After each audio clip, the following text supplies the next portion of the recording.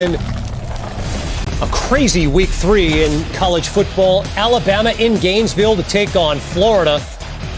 And Trevor, every time we watch Bryce Young play, both you and I come away more and more impressed. This is a freshman quarterback making the third start of his college career. And he solves problems with his arm, not his legs. He problem solves. Alabama led 21-3. You thought it was over, but Emory Jones and the Florida Gators on the ground got back in this game. Now, fourth quarter, second and goal. Young, end zone. It's tipped. Cameron Latu, touchdown, except no, he's out of bounds. So Alabama had to settle for a field goal. And then Florida gets it back, down a touchdown. Dameon Pierce takes it in. And this makes perfect sense because Florida's rushing attack absolutely pushed the front seven of Alabama all over the field. 2-point game. Florida goes for two. What did you see? I saw miscommunication.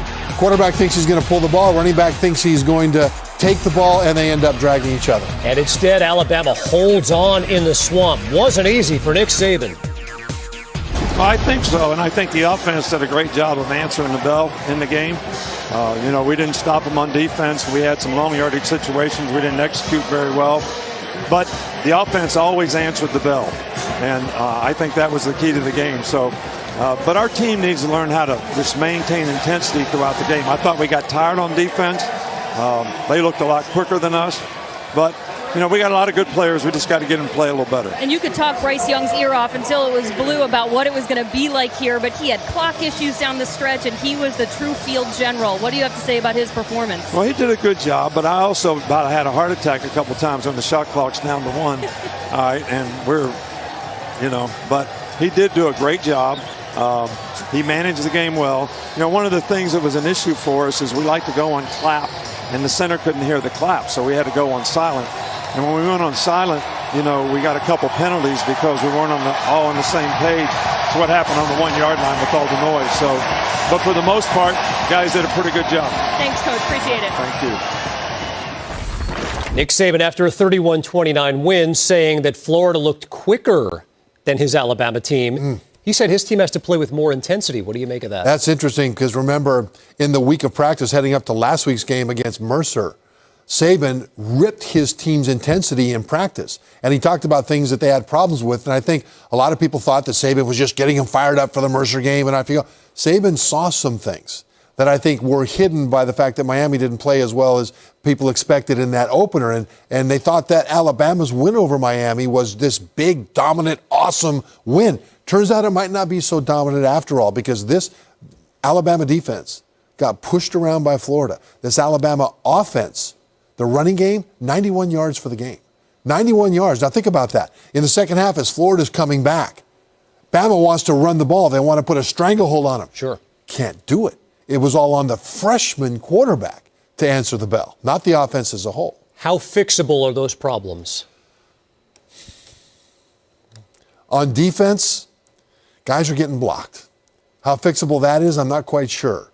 If it is just a matter of intensity, okay, then maybe they can fix it. But I worry right now that this Alabama team does not look like a dominant playoff team who clearly is going to push everybody around on the way to the national championship. It looks like Alabama might be the best of who's out there, but a lot of top teams right now are really struggling. And that's not a good place that Bama wants to be. They want to be dominant, not the best of a bunch that's struggling. And again, it's week 3, and teams generally, the good ones, generally build. And we are talking about the number 1 team in the country going on the road to a hostile place. The swamp isn't easy. Florida's a top 15 team, but you're not buying Florida on can't that. throw the ball with any consistency. And they didn't in this game until later in the second half. They got a few plays that they made it was on the ground that Florida dominated. And so, yeah, they're on the road. Okay. Top 15 team. Okay. That's fine. You get pushed around. The defense, it doesn't matter if you're on the road. Offense, it does a little bit because of can't hear the snap. But defense got put. Now, there are some injuries. Okay. Christian Allen, linebacker, is out. Will Anderson, linebacker, played dinged up. So I get that part. Wham, wham. Did you wham me here? Twice. On national TV. Twice. Nevertheless, number 1, Alabama moves to 3-0 on the year, but that's the bar that they've set as a program there. They do win, but it was anything but convincing. Again, kind of the theme here in week 3 of the college football season. Meantime, other action around college football.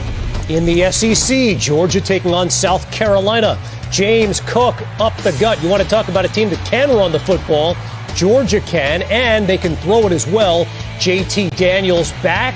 Jermaine Burton, 43 yards. And Jermaine Burton back. He's been dinged up as well.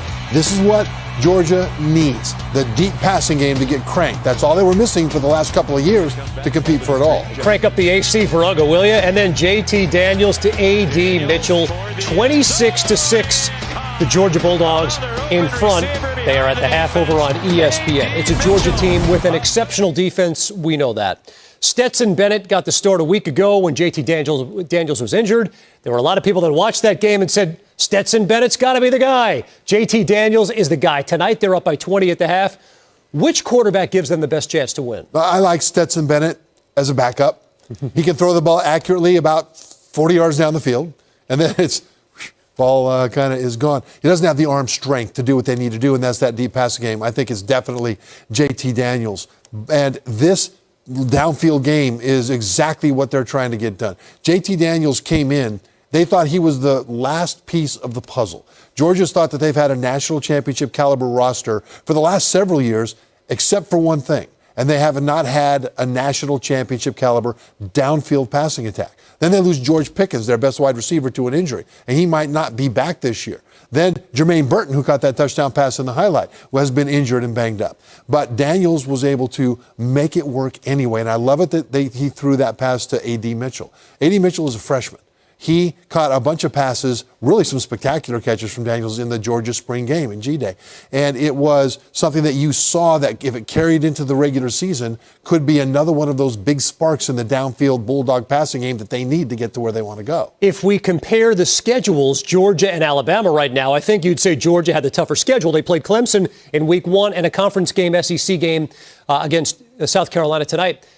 When you compare the programs, right where they are right now, the teams, Alabama and Georgia, which team has been more impressive to you? Georgia. Without a question, Georgia. What Alabama has going for them right now is freshman quarterback Bryce Young has been lights out.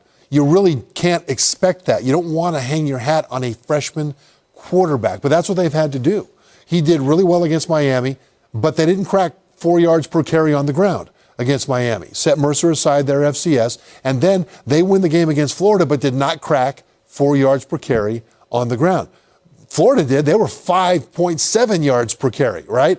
And so you don't want to hang your hat on the arm of a freshman quarterback, but that's what they're having to do right now. So Georgia has that defense that no one has pushed around. No one, not yet. And the running attack of Georgia is pretty good, better than Alabama's right now. And they've got a more experienced quarterback. So I like Georgia better than Alabama right now. Georgia, again, a 26-6 lead on South Carolina as they play that game headed to the third quarter.